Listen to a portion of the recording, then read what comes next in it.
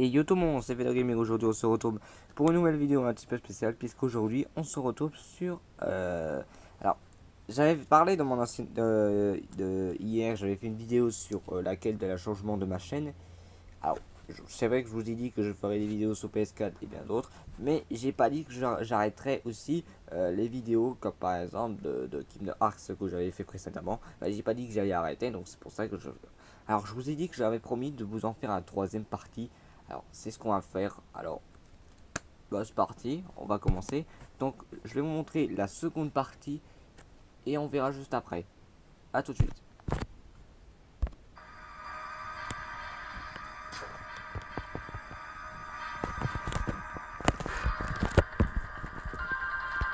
Afin de mieux comprendre les origines du conflit qui aboutirent à la série des Kingdom Hearts, Square Enix proposa en 2010 un opus PSP appelé Kingdom Hearts Birth by Sleep.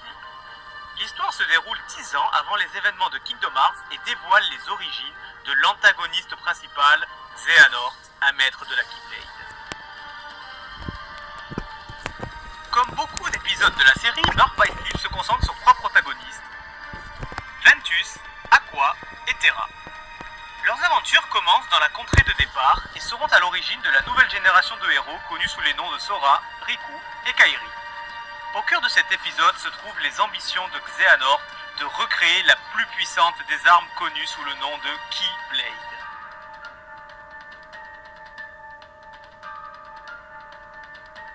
Dans le but d'assouvir ses ambitions, Xehanort va jouer avec les sentiments de Ventus, Aqua et Terra afin de les plonger dans une voie qui les conduira au final dans un lieu appelé le cimetière des Keyblade.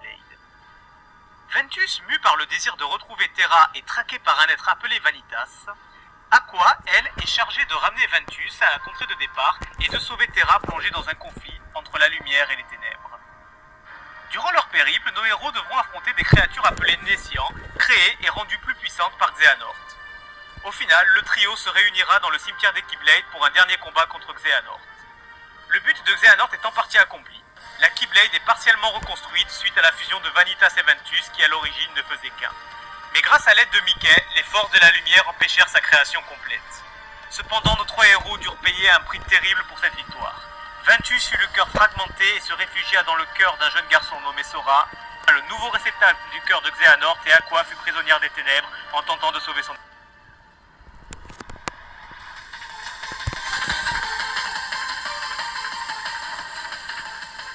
Sorti en 2011, Nintendo DS était, à l'origine, un jeu prévu pour téléphone portable en 2008. Il apparaît en fait comme un moyen de faire le point sur les événements passés dans les précédents volets de la série en nous permettant de revivre les aventures de Sora.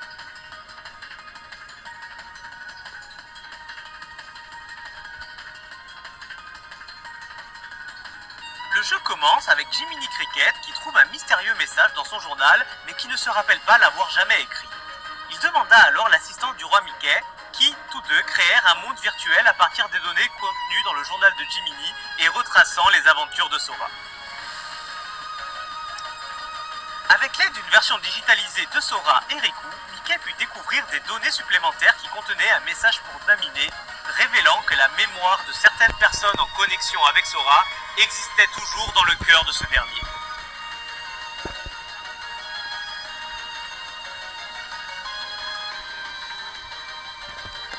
Au vu de ces nouvelles informations, Mickey rédigea alors une lettre pour Sora. La même lettre présentée par Kairi à la fin de Kingdom Hearts 2.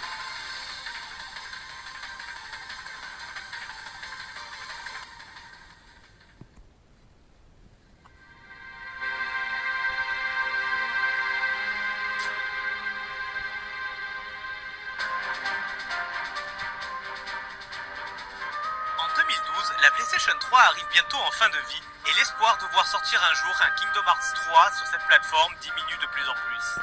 Mais Square Enix n'a pas abandonné ses fans et créa un volet appelé Kingdom Hearts Dream Drop Distance sur Nintendo 3DS. Cet épisode posera les bases des événements de Kingdom Hearts 3. Riku et Sora ont été malmenés par les pantins de Xehanort. Ansem fut vaincu par Sora dans Kingdom Hearts 1 et Xemnas par le duo dans Kingdom Hearts 2. Cependant, la destruction du Sans-Cœur et du Simili signifie le retour de l'original, la résurrection de Maître Xehanort. Réalisant le danger imminent, Maître Yensid, informateur pour le titre de Maître de la Keyblade, convoqua Sora et Riku pour l'exécution. examen du symbole de maîtrise, censé augmenter les pouvoirs de Sora et Riku. Nos deux héros furent alors envoyés séparément dans un royaume onirique afin de réveiller les mondes qui furent détruits par les Sans-Cœurs et ainsi obtenir le titre de maître de la Keyblade. Durant leur périple, Sora et Riku rencontrèrent des versions ressuscitées d'Ansem, de Xemnas, et, dans la plus grande surprise, une version jeune de Maître Xehanort qui plongea Sora dans un profond sommeil. Riku tenta alors de sauver Sora et Xehanort révéla ses plans. La création de la vraie Keyblade à l'aide de sa nouvelle organisation 13, et dont Sora est la pièce finale de l'équation. Heureusement, à l'aide de ses amis, Riku put tirer Sora à temps des griffes de Xehanort. Riku put alors réveiller Sora et le duo se retrouva chez Yensid.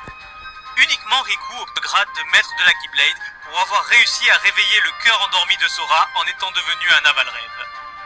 Yensid décida alors de réunir les porteurs de Keyblade afin de les préparer à la confrontation finale avec Xehanort, et à la surprise générale, Riku ramena Kairi chez Yensid afin qu'elle soit formée au maniement de la Keyblade.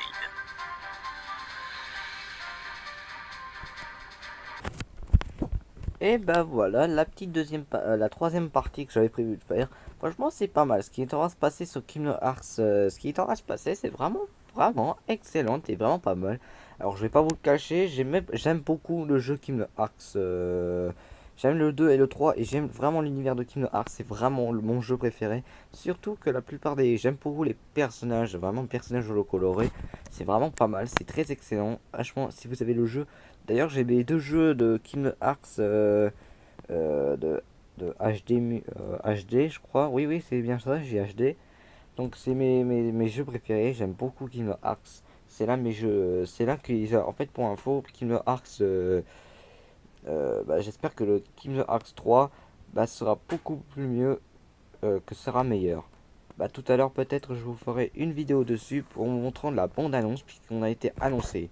Bon, j'espère que la vidéo vous aura plu. N'hésitez pas à liker, à commenter et à partager cette vidéo. Et à me dire en commentaire si vous voulez que je fasse d'autres vidéos comme ça. Ce serait cool, voilà.